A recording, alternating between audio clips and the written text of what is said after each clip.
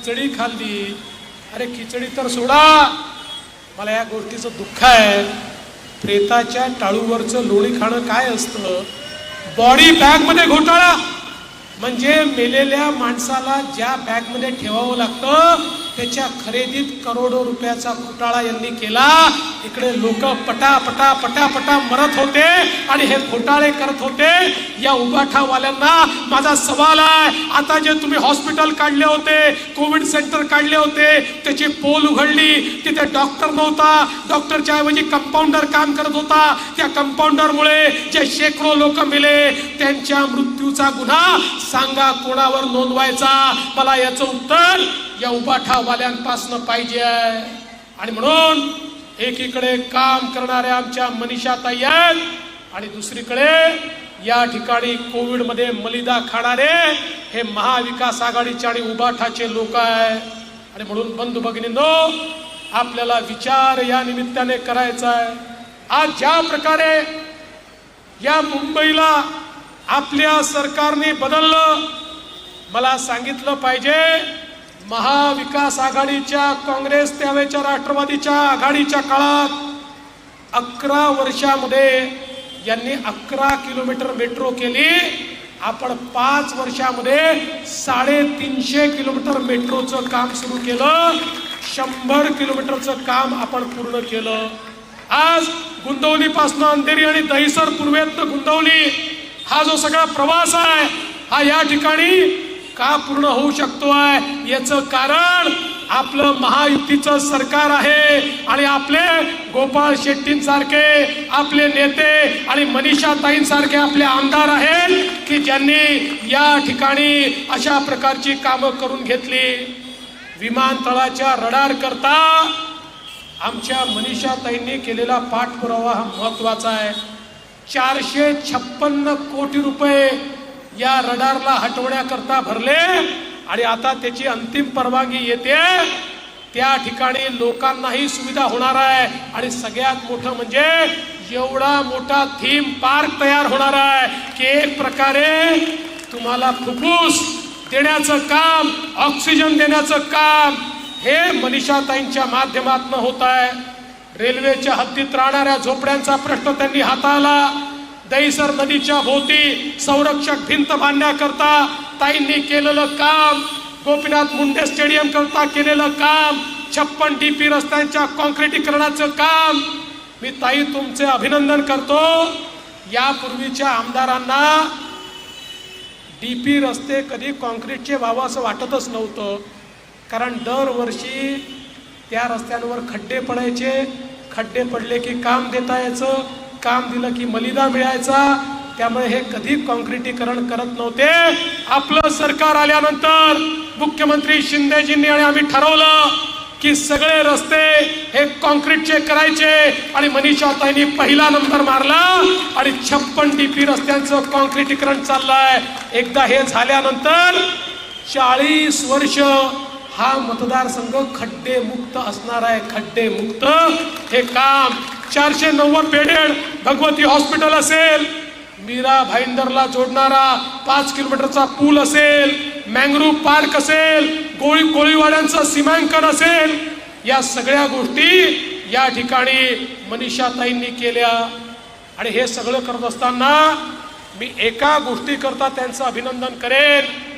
गणपत पाटील नगर करता मनीषाताईंनी जे केलं हे अशक्य होतं, अशक्य. मी तुम्हाला सांगतो, गणपत पाटील नगरवाल्यांना मी सांगतो, लक्षात ठेवा, तुम्हाला जन्मात या ठिकाणी कुठलीच सोय मिळू शकली नसती. मनीषाताईंनी त्या ठिकाणी संघर्ष करून सगळ्या परमिशन आणल्या, परमिशन आणून पैसे भरले आणि आता हळूहळू मला विश्वास आहे तो दिवसही दूर नाही आहे की ज्या दिवशी मनीषाताई गणपत पाटील नगरवाल्यांना त्यांच्या जमिनीची मालकी देतील, त्यांनाही पक्क घर त्या ठिकाणी मिळेल. हे केवळ आणि केवळ जर कोणी करू शकेल तर त्या ठिकाणी आपल्या मनीषाताईच करू शकतील.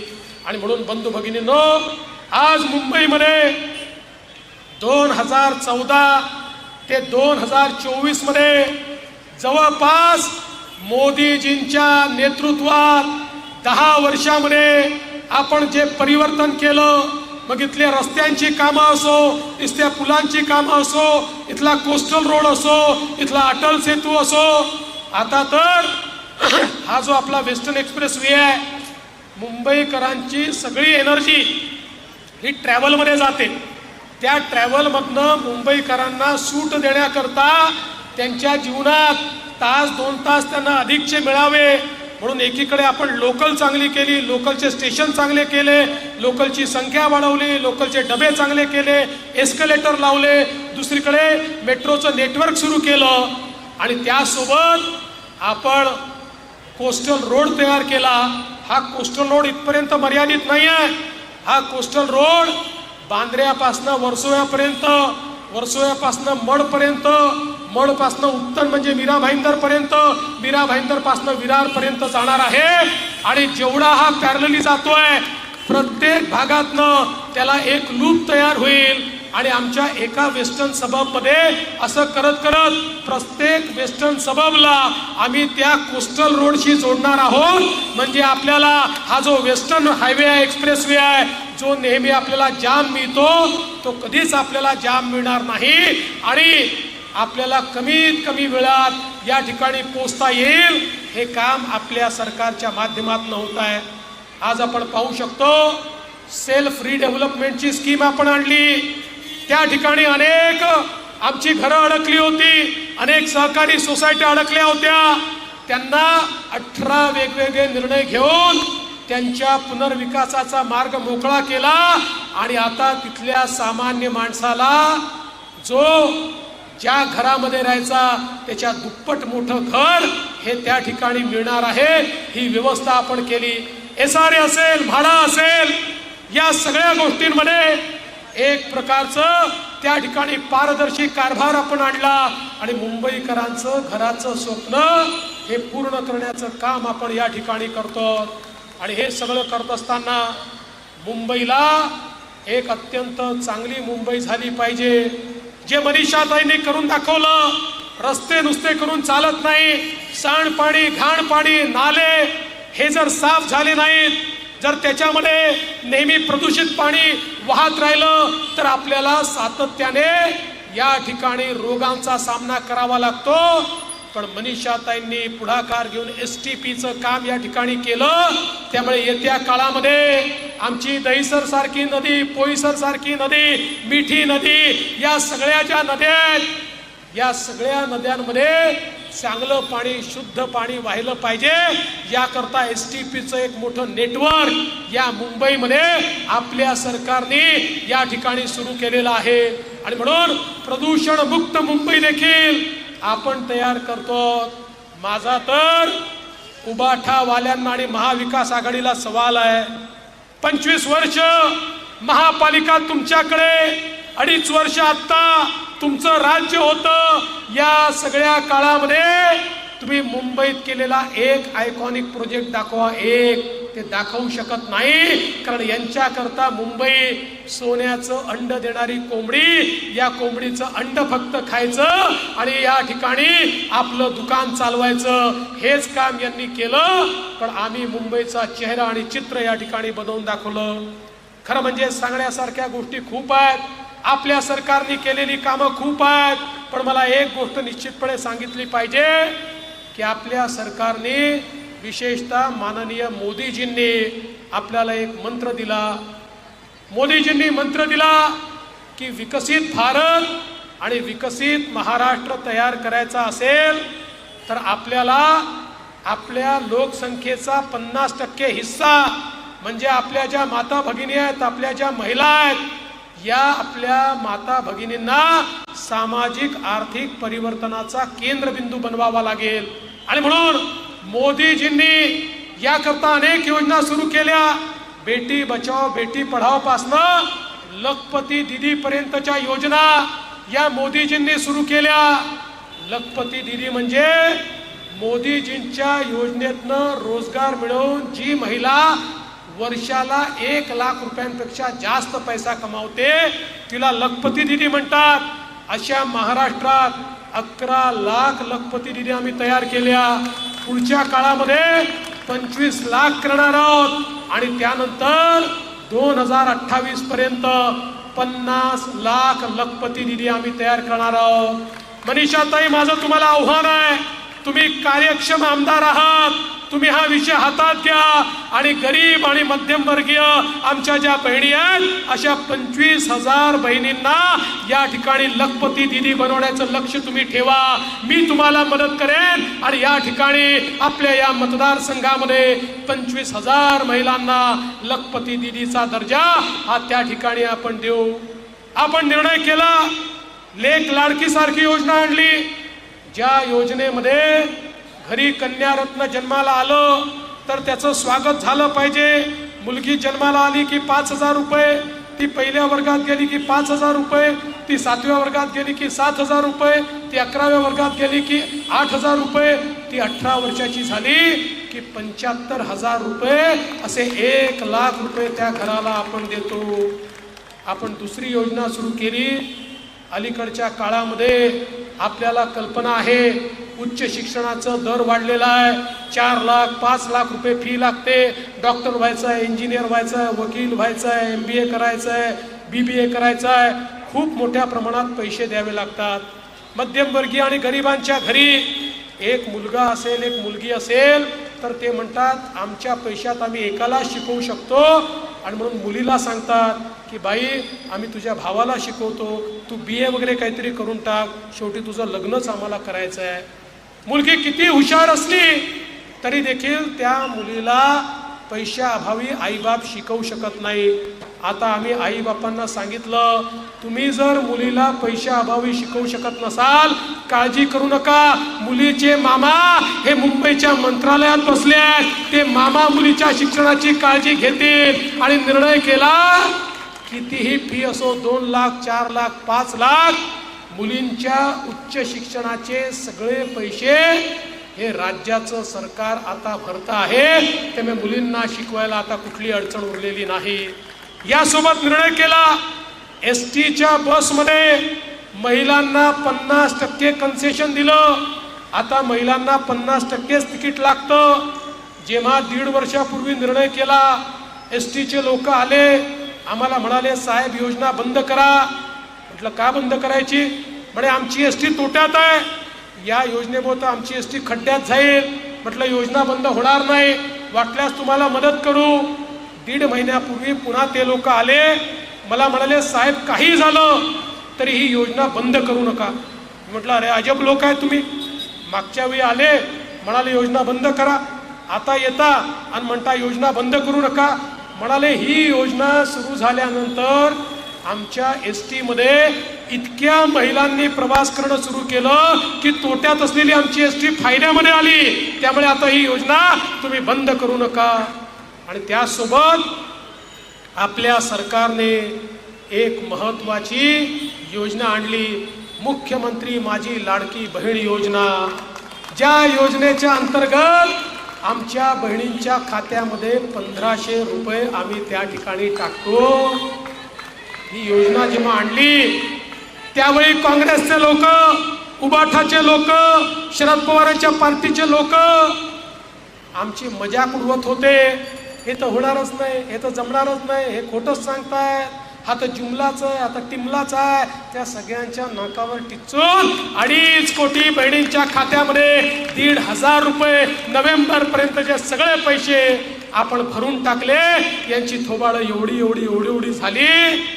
पण मला बहिणींना सांगायचं आहे, लाडक्या बहिणींनो, जसे आम्ही तुमचे सख्खे भाऊ आहोत, तुमचे काही सावत्र भाऊ देखील मार्केटमध्ये फिरताय.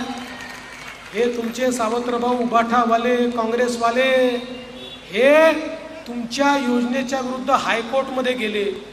अरे काँग्रेसचे अध्यक्ष नाना पटोले यांचा अधिकृत निवडणूक प्रमुख हा या महाविकास आघाडीच्या वतीनं हायकोर्टमध्ये गेला आणि हायकोर्टात पिटिशन केली, लाडकी बहीण योजना बंद करा, पिंक रिक्षा योजना बंद करा, ST सवलत योजना बंद करा, लेक लाडकी योजना बंद करा, या ठिकाणी मुलींच्या फीची योजना बंद करा.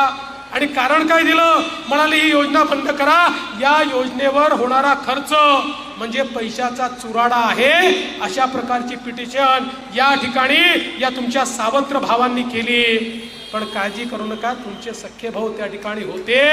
आम्ही कोर्टात भूमिका मांडली आणि मला सांगताना आनंद वाटतो, कोर्टाने सांगितलं लाडकी बहीण योजना सुरूच राहील, ती बंद होणार नाही. पण सावत्र भावांचे मनसुबे लक्षात घ्या. त्यामुळे ही आमची जी लाडकी बहीण आहे मनीषाताई, ही जर निवडून गेली नाही आणि सावत्र भाऊ गेले तर तुमच्या योजना या ठिकाणी बंद झाल्याशिवाय राहणार नाही. पण मी एक अजून गंभीर गोष्ट तुम्हाला सांगण्याकरता आलो आहे. मला सांगा, या ठिकाणी निवडणुकीच्या निमित्ताने ज्या प्रकारे या महाविकास आघाडीने लांगूल चालन सुरू केलं आहे, वोट जिहादचा नारा हे देत आहेत. बंधू भगिनींनो, आम्ही कोणत्या धर्माच्या विरुद्ध नाही, कोणत्या जातीच्या विरुद्ध नाही. आम्ही लाडकी बहीण योजना आणली तर आमच्या मुस्लिम बहिणींना देखील लाडकी बहीणचे पैसे आम्ही दिले. कधी आम्ही म्हटलं नाही की फक्त हिंदू बहिणींना देऊ, आमच्या मुस्लिम बहिणींना देखील आम्ही पैसे दिले.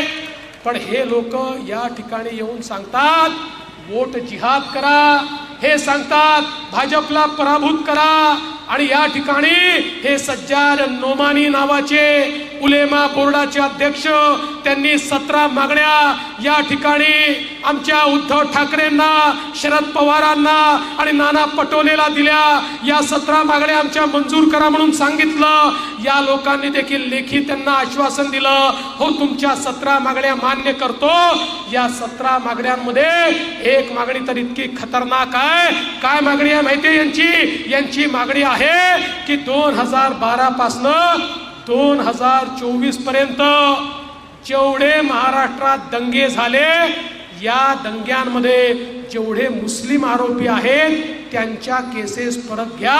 आणि उद्धव ठाकरेजी, शरद पवारजी आणि काँग्रेस हे म्हणतात की हो आम्ही त्यांच्या केसेस परत घेऊ, म्हणजे फक्त हिंदूंना गुन्हेगार ठरवू आणि त्यांच्या केसेस परत घेऊ. हे कोणचं लांगूल चालन चाललंय? हा कोणचा मतांचा जिहाद आहे? आणि त्याच्यावर हे नोआनी काय म्हणतायत? अरे जरा लाव रे बाबा, तो व्हिडिओ लाव जरा, ते काय म्हणतात जरा ऐका. लाव. मैं बात जानता हूँ कि महाराष्ट्र में अगर वो जीत गए तो जस्टिस नहीं बने पाएंगे, लेकिन मैं इस बात की तरफ भी तवज्जो दिलाना चाहता हूँ कि महाराष्ट्र के इलेक्शन में अगर यहाँ वो जीत गया हरियाणा जीत के बाद, तो उसके बाद उनके हौसले बहुत बुलंद हो जाएंगे और फिर दिल्ली सरकार वो नए हौसलों के साथ दस्तूर की तब्दीली जैसे अपने नापाक इरादों की तकमील की तरफ आगे बढ़े.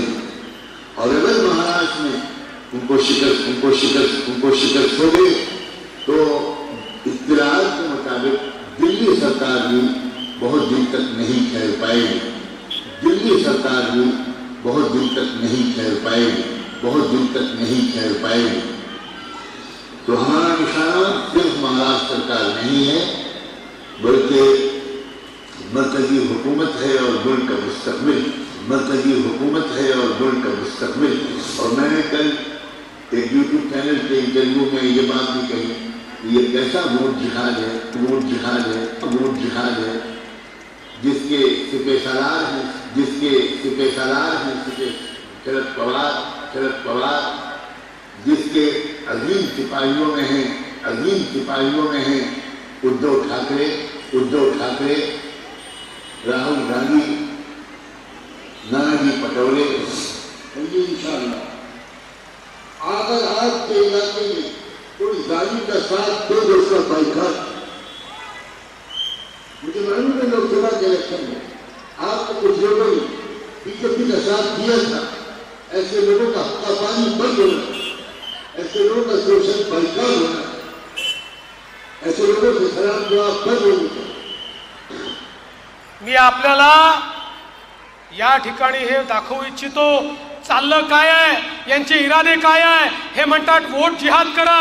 राज्यातलं नाही केंद्रातलं सरकार आम्हाला खाली आणायचं आहे. आणि आता या ठिकाणी सांगतात की भाजपला जर कोणी वोट देत असेल तर त्याचा हुक्का पाणी बंद करा, त्याचा सोशल बायकॉट करा, सामाजिक बहिष्कार करा. हे आम्ही सहन करणार आहोत. या ठिकाणी मतांच्या लांगून चालना करता अशा प्रकारे जर तलवे चाटण्याचं काम उद्धव ठाकरे तुमची पार्टी करणार असेल, तुम्ही जर वोट जिहाद करणार असाल तर आम्ही मतांचं धर्मयुद्ध केल्याशिवाय या ठिकाणी थांबणार नाही. आता ती तुम्हाला सांगण्याकरता आलोय. अरे जागे व्हा. आता जागलो तर जगू, जागलो नाही तर जगू शकणार नाही. ही साधी निवडणूक नाही, ही मनीषाताईची निवडणूक नाही. मनीषाताई ही निवडून आली तरच आपलं अस्तित्व आहे. आपल्या अस्तित्वाची निवडणूक आहे. आपल्या अस्तित्वाकरता या ठिकाणी मनीषाताईला आणि भाजपला निवडून आणा आणि या वोट जिहाद करणाऱ्यांना या ठिकाणी उत्तर द्या ही विनंती करतो आणि माझं बोलणं संपवतो.